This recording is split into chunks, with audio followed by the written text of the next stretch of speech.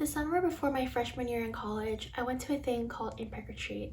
It was a summer camp for all incoming freshmen going to Texas A&M.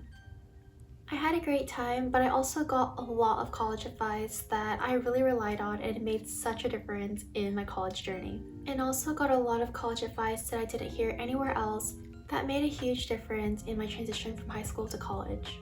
I will be passing along those tips to you, as well as some additional tips that I personally have found really helpful that I wish my younger self would have known or at least figured out sooner, to save you the time and trouble so you can have the best transition and live out the full college experience. I'll cover the academic side first, and then I'll cover the social and personal side. Tip number 1, if you didn't study, I would reconsider. One of the big essential changes in college is the structure of lectures. So normally you would go to high school from 9 a.m. to 4 p.m. or something around there, where you're pretty much in the classroom for 7 hours. Whereas in college, your lectures are pretty short. They tend to happen Monday, Wednesday, Friday, or Tuesday, Thursday for an hour, hour and a half. But basically, when you're in the classroom, you're pretty much strictly listening to a lecture. Whereas in high school, there's a lot more activity and time for you to work in class. So if you don't have any study habits or you did a lot of your homework in class, you're really going to have to build a new system. The amount of independent work and the amount of time outside of class you need to spend is way different, at least for me, compared to high school. Something that helped me a lot was time blocking my study sessions, where I had a set aside time in the day dedicated to studying. Otherwise, I found myself never making the time for it, never doing it, and just never getting anything done. Something that helps me with those time study blocks is the use of Google Calendar. I love putting all my classes in there and setting it to repeat every week. I can also set customized notifications to alert me when to leave my apartment or when to start getting ready, which was a lifesaver. I calculated the time it would take for me to walk and add 10 to 15 extra minutes before that for my alarm to go off.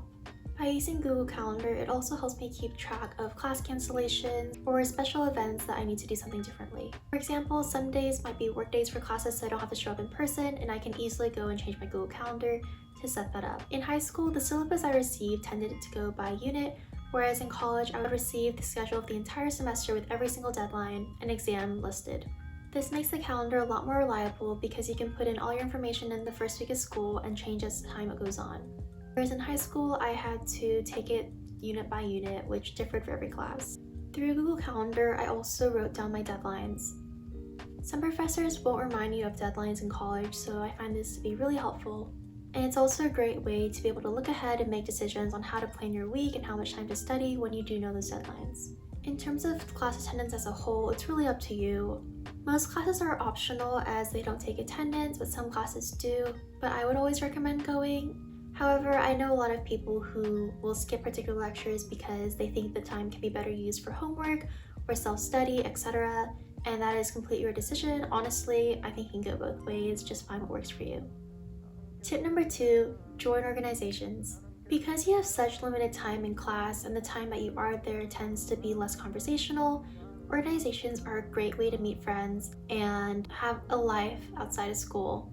I've met my best friends through organizations, and we have so much fun doing an activity we love or just being in an environment where there's a lot of events to go to together, and it really just gives the place to develop those kind of lifelong friends that people always talk about in college.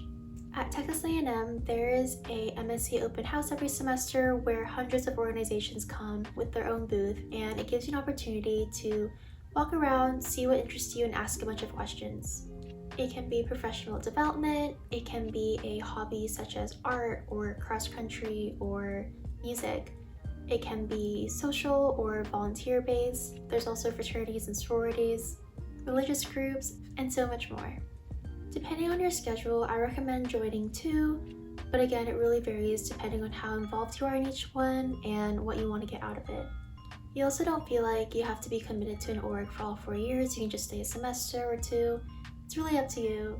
Last semester, I was in 6 organizations, which was quite a lot. I didn't end up sticking with all of them and ended up going to 5, and even then it was just a lot.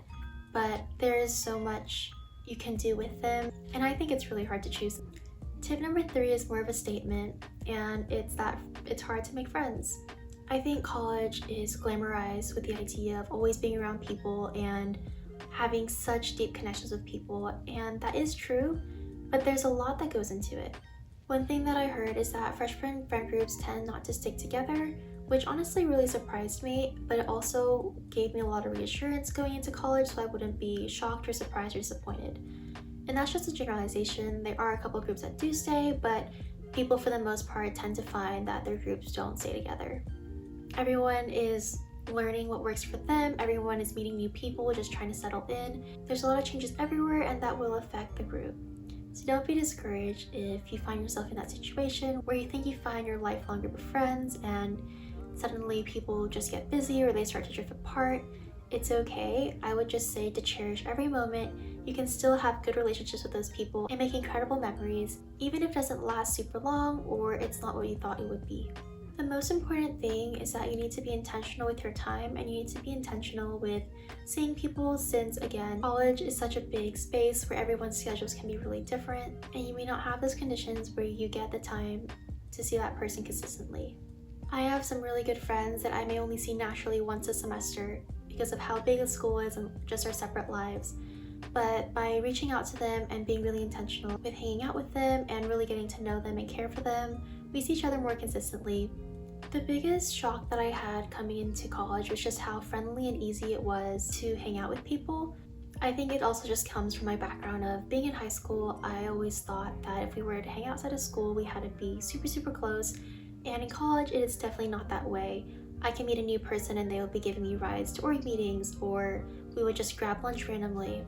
Just ask. I think the easiest way is just to get food together, whether that be a meal or some coffee, or to go to an event together, whether it be an organization event, a campus-wide event, any event. College usually has a lot to go to, so just going together or inviting people into your life to do things with you that you already normally do is a wonderful way to develop those bonds and to get to know people. Tip number 4 is about roommates and boundaries. You might be great friends with somebody, but it doesn't mean that you're going to live great with them. For example, I might like to have my dishes everywhere and she may like to have them done in a day. That being said, no matter if you are rooming with a friend or with a random, it's really important to establish those boundaries before a situation happens and talk about the things that are important to you, behaviors, preferences, etc. Example, something that I always ask my new roommate is how she handles stress and what she would like me to do when she is stressed. When you're living together, you're probably going to see each other in highs and lows and everything in between, and I think knowing what the other person needs is important, as they may operate differently than you. For example, my own roommate really appreciates it when she can vent after a long day, whereas I like to hole up in my room and not talk to anybody. So when I communicate that in advance and she sees me run off to my room, she may not be offended and instead consider that I might be stressed and give me that space or just send a text to check in. Oftentimes, there's not really a right or wrong, it's just figuring out the preferences and the why behind what people do, understanding the person, and working together from there. Conflict is bound to happen where you're sharing a space with somebody, but there can be healthy conflict, and as long as there's clear communication, then everything should work out. I will say, pick your battles. For example, I may not like the dishes to be everywhere, but it's something that I don't mind tolerating, and I would rather put my foot down about the shoes in the house. Bonus tip, look for housing early when you're going to the next term. So usually in the fall, I'll start looking for apartments in October and sign by November or December at the latest, because spots tend to fill up really quick and apartments will raise their prices the following semester. I know it sounds crazy to be signing a lease in November for something 10 months later, but that's a safe way to do it and something that I found really surprising. Those are a couple of the big things about college. Honestly, it is such a fun time with incredible experiences and memories and an incredible environment to do so many things, but it also comes with its challenges. Just know that in periods of loneliness or frustration, other people are going through it too, and it may look different, it may happen in different times, but it's part of the journey, and you're going to learn a lot about yourself and grow in perspectives. This unique place where you can just have the control of your own time and schedule can bring so many memories and so much fun. Enjoy it, document, and cherish the memories, because time flies really fast, especially starting in college. So don't wait too long, and don't let fear hold you back from experiencing your potential and the incredible things waiting for you. I hope you enjoyed this video. Comment if you have any additional questions. Give this video a thumbs up if you like this type of content, and subscribe if you want, and I'll see you in the next one. Bye!